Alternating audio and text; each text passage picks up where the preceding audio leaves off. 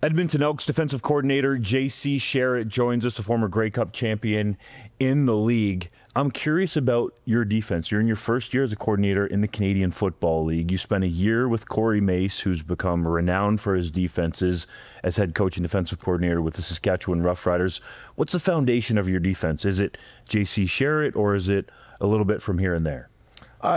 Corey has a big influence on how our defense came together. As far as from an all-encompassing standpoint, he's been a huge influence on me. But along with that, as you go through your years, who you've worked for or played for, they're going to influence you, and then the guys you work with too. They're always going to bring additions, ideas, and that's how you form a defense. When you're a first-year coordinator in the Canadian Football League with the resume that you have, and you have a bunch of new talented pieces, how do you fit that all together and make the scheme fit best to them?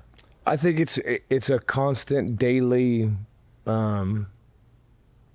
opportunity to get better at, and that's what we have to do as a defense, is just keep growing, and that's always the name of the game in this league. You go year in, year out, where the team who they were week 1 versus week 18 can be polar opposites. And I think it's just a race of constant improvement. And, that's what our goal is, just get better every day. Sounds a lot like Corey Mace. He's very focused on that. What do you take away from your year with him in Saskatchewan? And I'll provide context by saying there were a lot of fans in Rider Nation that didn't want to see you go so soon. No, I mean, Corey, the reason I came back up to this Canada was Corey, because, I love this league, absolutely. But to get to work for somebody like that, it was a big deal for me. So that shows you what I think of him.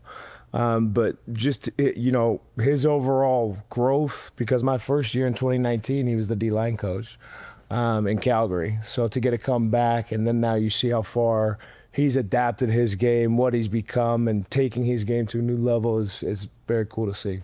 What's he like behind the scenes when you guys are game planning and getting ready for an opponent? Corey's the same every day. So just he might be more serious here.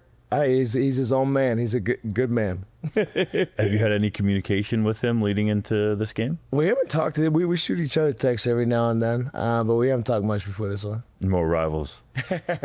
Focused. In terms of your defense, a lot of people look at Jake Ceresna. We're expecting big things out of him. He's had a little bit of trouble with injuries. How do you envision him becoming that elite player again in your defense? Yeah, I mean, Jake's one of the biggest leaders on our defense, and he's played very, very good. He's gonna have the game will come to him, and he's not chasing stats. He's not chasing things like that. He plays within the defense, and he's always going to be a core block for us.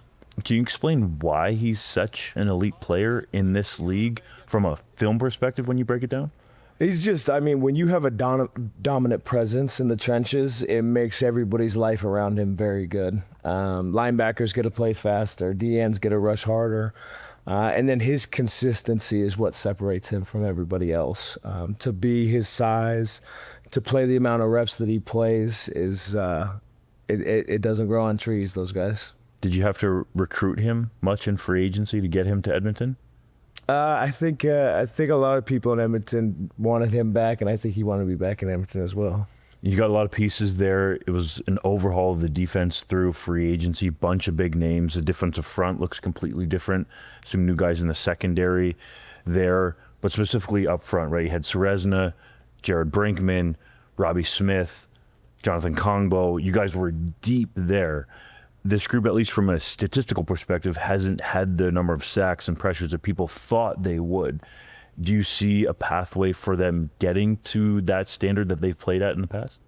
Improve every day as a staff, as a team, as players, and just it's no secret. You got to just keep improving, keep growing as a defense, and usually it'll pay off for you.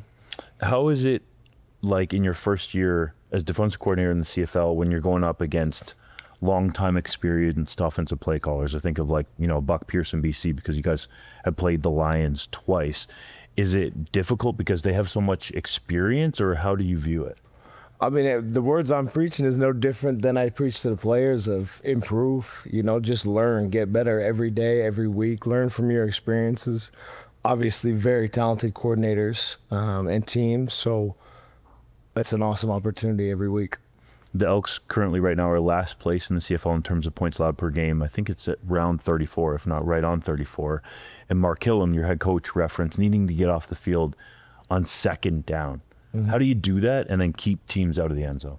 I think it's just, mixing coverage with pressure, your studies you do throughout the week, the practice, your approach, and then accountability to players on getting off the field and doing your job.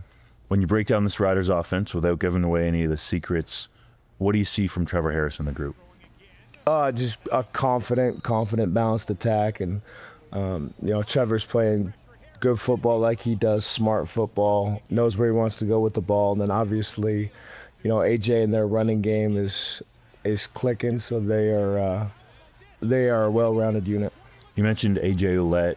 He's been a little bit of the talk of Rider Nation here, but one of the other major focuses for the Green and White has been that it seems like every week a receiver for them pops off.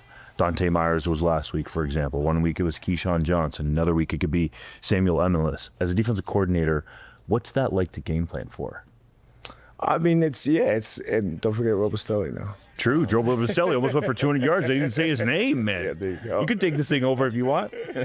No, I mean, they're a great unit, but this league, honestly, there's a lot of pretty good wide receiving cores, and I don't know if you can game plan for just one guy at the professional level because there's just a lot of pieces that can hurt you, but Sass does do a great job of spreading the ball around, and that speaks to Mark and his approach of, his offensive style of play. Do you think you have a little bit of at least deeper intel on Mark Mueller because of the year that you spent in Saskatchewan? I know Mark well, and then I'm not gonna say that because he's gonna use it against me. Talking about the receivers, do the Riders have a guy that's a legitimate number one, or does the fact that they don't pose a more dangerous approach?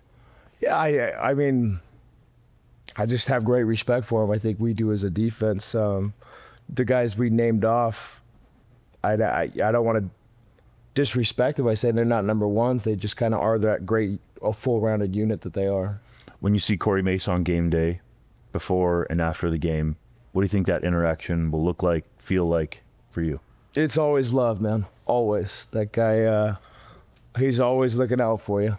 So nothing but love. Enjoy it. Awesome. Thanks for the time. All right. Thanks, man.